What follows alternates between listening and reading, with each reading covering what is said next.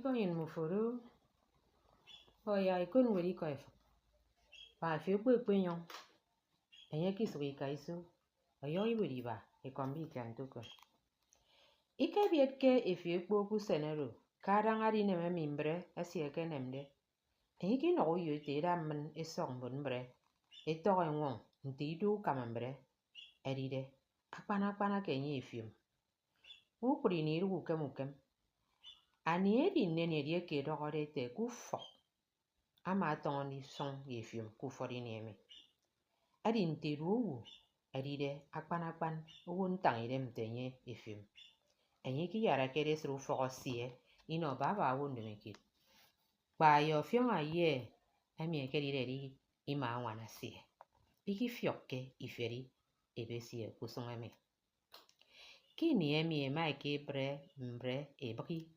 ofiong ma trembre oyong asian ebesiete imo ikpimaga aba libre nka isu kusenero si anye mi benga kidem di kamambre ntiru kamambre si esiride kibore fi ekpo ama no ntaga me ke sende nya nam kpo kusung oro keri won wana si ete frioro imo ikpakpang utong ikup eri mo ikup ke ntembre abrede okori mo yang mi bana ken kpukpuru ema efanga eteke ema ekut inyanga sie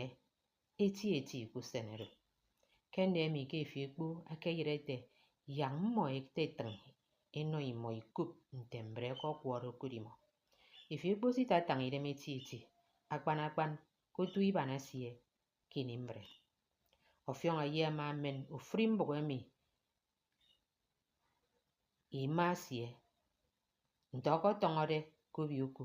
afia abok ka tari nemiko utu ku fon bogoro anye kokut ebesie matani nem sionsie nyang ekemben eyon obong oruru fan imanke eki kagapan atemokun ekem togobe nyam atemo togobo amang kpoetu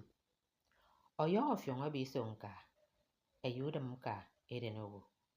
menyengemi ema ewak iki kureke ki fangaro ngeni kopdoro nitoite iyitrero mfan kure iyokut usen kureke itongo masong mfu eso songo kan kwangutong